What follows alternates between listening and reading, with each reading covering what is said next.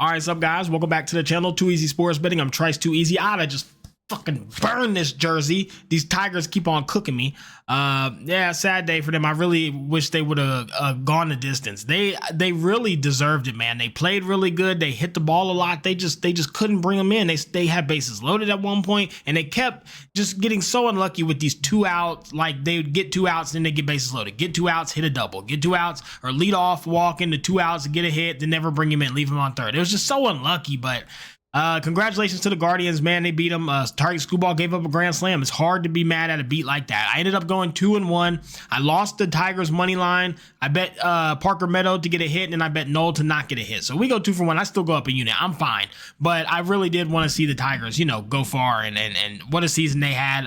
Baseball is excellent. Anyways, if you're new here, hit the subscribe button. If you've been here, give me a thumbs up, leave a comment. And if you want to be part of the Discord community, links in the description and in the pinned comment, guys. We're in there all day, every day, chopping it up, posting live plays, parlays, player props, all that good stuff.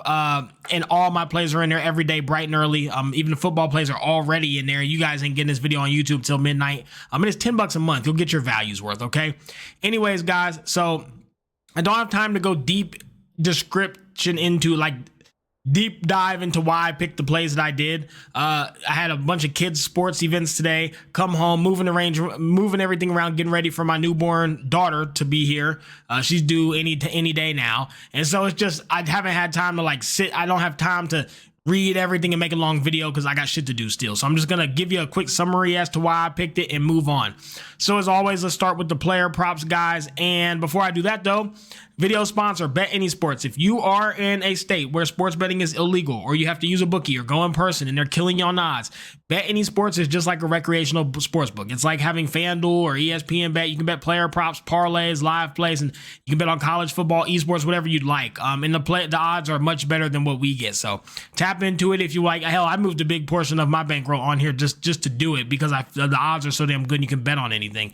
But yeah, guys, check it out if you're interested. It is in the description as well. And then one more sponsor is Outlier, where I get on my player prop 7-day free trial. This is the best sports betting app there is, and you must use this to be successful in sports betting. I took the 2 sponsors because I actually believe in the products. Okay, so first player prop, Austin Eckler on them Commanders, guys. So Robinson is ruled out. He's not going to play. Eckler's going to be getting a lot more time, and as you can see, 4 starts. He's cleared this 4 times. Versus the Browns, who I don't think their defense is great, so why not? Over 19.5 receiving yards is an easy lock for me. 100% hit rate. Let's get it. Antonio Gibson, under 13.5 rushing attempts. Why not? Versus the Astros, so they should get killed, which means they're going to be behind looking to pass the ball. I don't see them trying to run a lot, and he doesn't get a lot of attempts anyways. And the odds are almost even. Again, it's just like a free lock. A.J. Brown, over 70 passing yards, 69.5 passing yards. Guys, once again, he only had 1 game. I get it. 120 yards, not played since. Fine. Understood. Don't care. He's a fucking dog. And I don't see any world where he doesn't hit his number today. So yeah, definitely give me that. Trey Sermon, under 50.5 rushing yards. I think the Titans defense is very solid. I think this line is insane. It should be more like 40, 42, but to have it at 50.5, give me that all day. Let's grab it. And lastly, Devonta Smith, over 4.5 receptions. This one I think is silly. I'm not sure what's going on here. It's kind of juicy at -150, but he averages 7 catches a game. 4.5, yeah, I'm all over that. So -150, I'll gladly lay the juice. I like this bet a lot. That's where I'm at with the player props.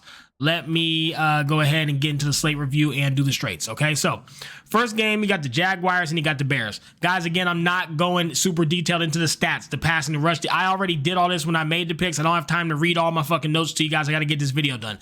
Jags and Bears, simple explanation. Jaguars have tons of momentum. They just played a phenomenal game. Trevor Lawrence found his stride. The offense looked better than they have all year. Bigsby out there running the ball like a fucking lunatic. I think they found that thing that they need. I'm thinking they're going to carry the momentum, and I don't think the Bears are good, nor do I fear their defense at all. Give me the Jags on the money line in this pick 'em. I like Trevor Lawrence in this spot, and he's very good on these Sunday morning games. He's played them a lot too, so I got a lot of faith in the Jags here. I like them as a team, and I think they're going to wake up and start doing much better. It's a good spot, an easy team to kind of keep that momentum going from last week. Browns and the Eagles. The Browns are terrible. This is the simplest version I can put, guys. I did go deeper into these picks, but simply put, Browns suck. Browns bad, Eagles good. Browns very bad. Eagles pretty damn good. And their defense is shit. So the Eagles are, I mean, it was supposed to be really good, but it's not. Eagles will throw all over these guys. So I think they cleared an 8.5 rather easily. And I like their team total over 26.5. I mean, that's 4 touchdowns. It's 3 touchdowns, a couple field goals. There's no world where I don't think they hit this total. So I like the Eagles. And look, when the line is minus 8.5, you got to think the over 26.5 clears. So that's where I'm at with that. I like it a lot. Cardinals and the Packers.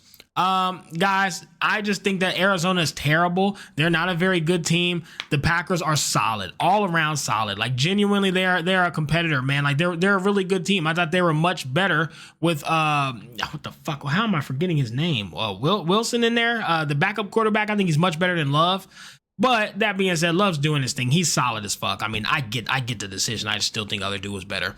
That being said, though, Packers minus 5.5. Packers team total over 26.5. Cardinals have no defense. They can't stop anybody. They've had a bunch of close games, but it's not. Their offense is pretty solid. So I do like the over as well at 47.5. I think both these teams score a lot. Problem is, Packers got some damn defense. I don't think the Cardinals run a score up on them. So I think the Packers would have to get majority of these points to hit that over. So I really like Packers by 5.5 for the Packers team total over 26.5. Commanders and the Ravens, guys, listen. I get it. I understand that the Ravens schedule's been tough and they've beat competitive teams and they've lost to competitive teams. Commanders have beat bottom of the bucket squads. I understand that and that's fine. But I still, my bad. Hold on, I gotta reply to this text real quick. Hold on.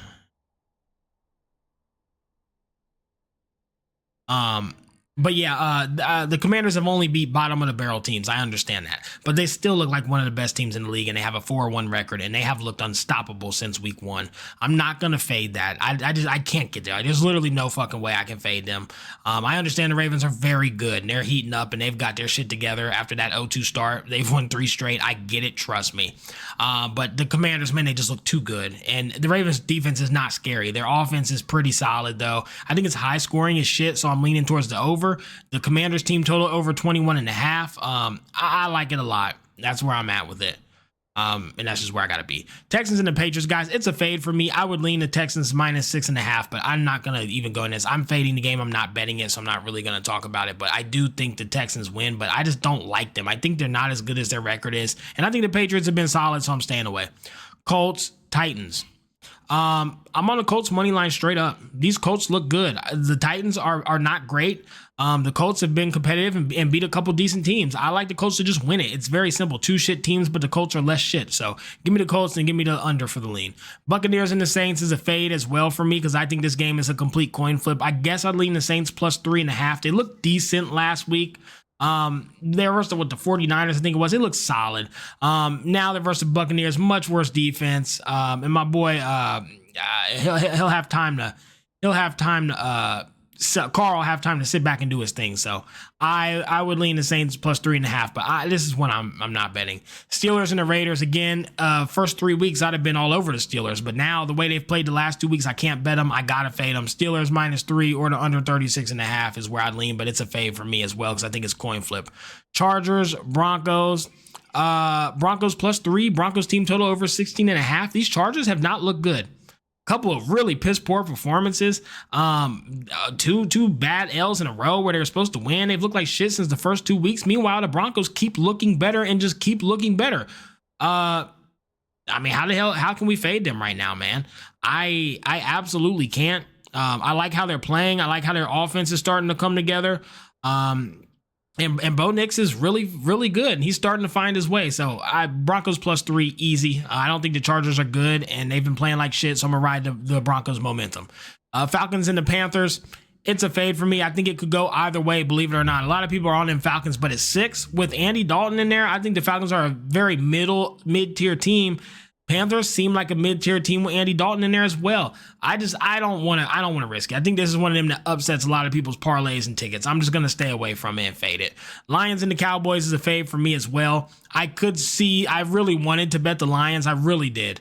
But 3.5 I didn't like. When you took it to 3, it dropped to like minus 150. I could see this game being within 3 points. That's the only thing keeping me away from the Lions.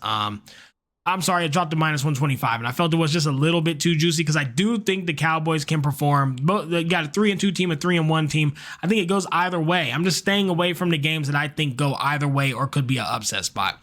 Lastly, guys, Bengals and the Giants. This one's making me very nervous because I know the Giants have coming off a couple wins, feeling good.